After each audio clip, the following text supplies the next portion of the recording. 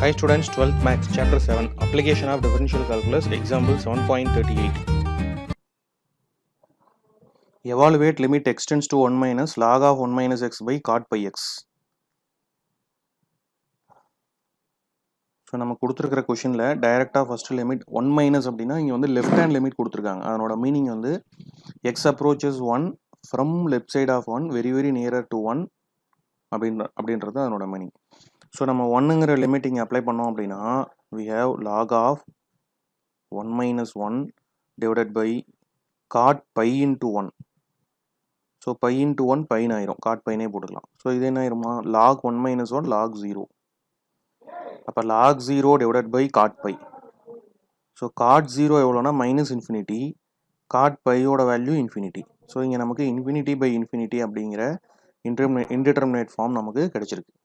So அப்போ நம்ம என்ன பண்ணலாம்னா லோபிட்டால் ரூல் அப்ளை பண்ணலாம். Applying L'Hopital rule.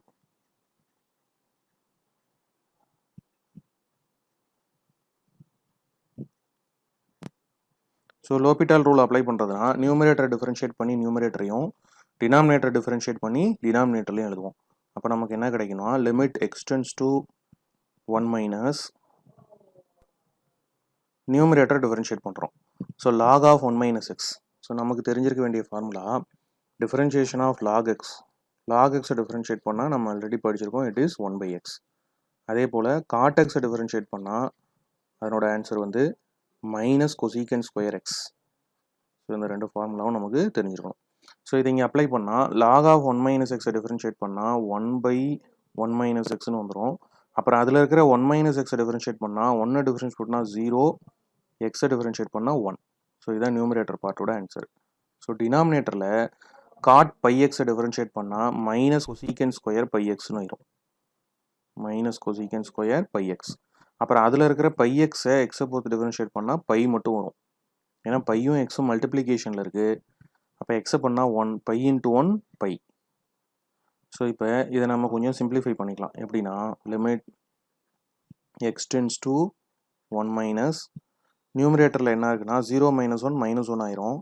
அப்போ மைனஸ் 1 டிவைடட் பை 1 மைனஸ் எக்ஸ்ன்னு இருக்கு, ஹோல் டிவைடட் பை டினாமினேட்டரில் மைனஸ் பை எடுத்து முன்னாடி எழுதிக்கலாம், pi cosecant square pi x.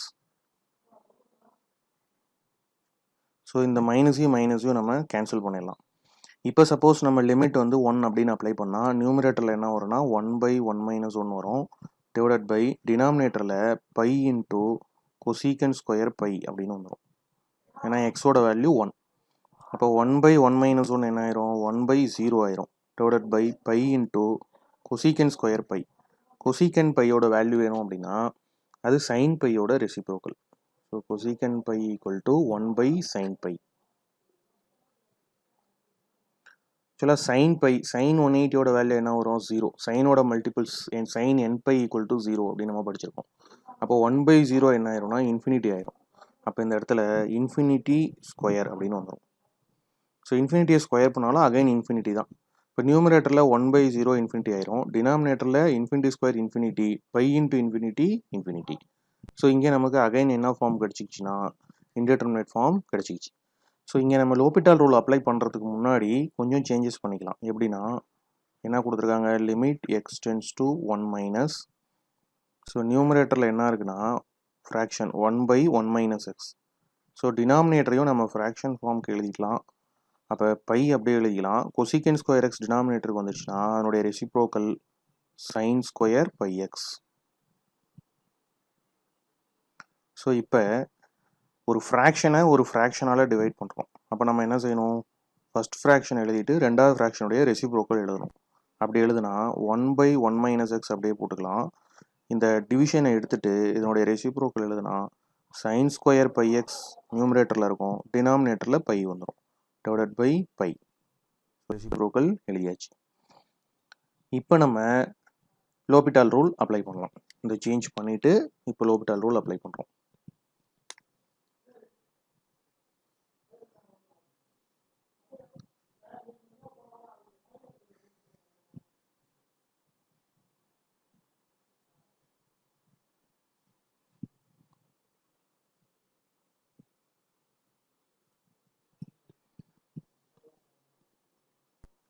So applying L'Hopital rule. Second time apply பண்ணுறோம். Again applying L'Hopital rule. So L'Hopital rule மறுபடியும் apply பண்ணால் இதனுடைய நியூமரேட்டர் டிஃபரன்ஷியேட் பண்ணி நியூமரேட்டர்லையும் டினாமினேட்டர் டிஃபரன்ஷியேட் பண்ணி டினாமினேட்டர்லையும் எழுதணும். அப்போ ஈக்குவல் டு நம்மளோட லிமிட் என்னன்னா எக்ஸ் டென்ஸ் டு 1 - அப்படின்றது. நியூமரேட்டரில் சைன் ஸ்கொயர் பை எக்ஸ் இருக்குது. எப்பயுமே ட்ரிக்னாமெட்ரிக் ஃபங்க்ஷன் வந்தால் நம்ம செய்ய வேண்டியது nx power n - 1 formula first apply பண்ணிடணும். இப்போ சைன் ஸ்கொயர் பை எக்ஸை டிஃபரன்ஷியேட் பண்ணால் 2 sin பை எக்ஸ் அப்படின்னு வந்துடும். இதனோட பவரில் 1 இருக்கும். nx power n - 1 2 - 1 1. அப்புறம் அதுக்குள்ளே இருக்கிற ஃபங்க்ஷனை டிஃபரன்ஷியேட் பண்ணி பக்கத்தில் எழுதணும். ஸோ சைன் பை எக்ஸை டிஃபரன்ஷியேட் பண்ணால் ஆன்சர் என்ன? Cos pi x. அகைன் அதில் செயின் ரூல், இந்த பை எக்ஸை டிஃபரன்ஷியேட் பண்ணணும். பை எக்ஸை டிஃபரன்ஷியேட் பண்ணால் பை வரும். ஸோ இது இன்னொரு முறை சொல்கிறேன். சைன் ஸ்கொயர் பை எக்ஸை டிஃபரன்ஷியேட் பண்ணால் 2 sin pi x. First nx power n - 1 formula. Sine pi x differentiate பண்ணால் காஸ் பை எக்ஸ். அப்புறம் அந்த பை எக்ஸை டிஃபரன்ஷியேட் பண்ணால் பை. ஸோ டினாமினேட்டரில் பை வந்து கான்ஸ்டன்ட். 1 - x டிஃபரன்ஷியேட் பண்ணால் 1 டிஃபரன்ஷியேட் பண்ணால் 0, எக்ஸை டிஃபரன்ஷியேட் பண்ணால் 1. ஸோ நியூமரேட்டரையும் டினாமினேட்டரையும் தனித்தனியாக நம்ம டிஃபரன்ஷியேட் பண்ணியாச்சு.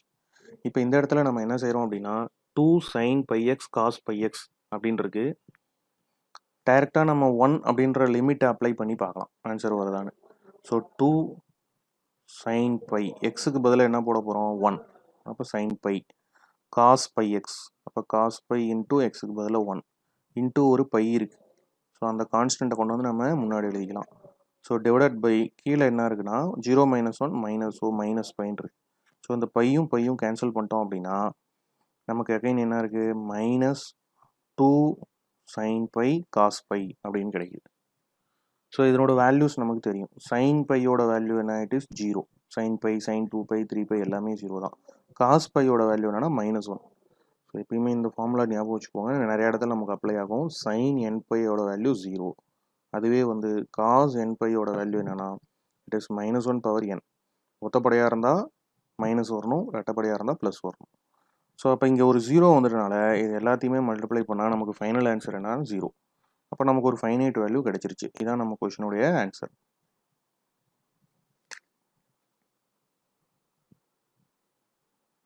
So therefore limit x tends to 1 minus log of 1 minus x by cot pi x equal to 0.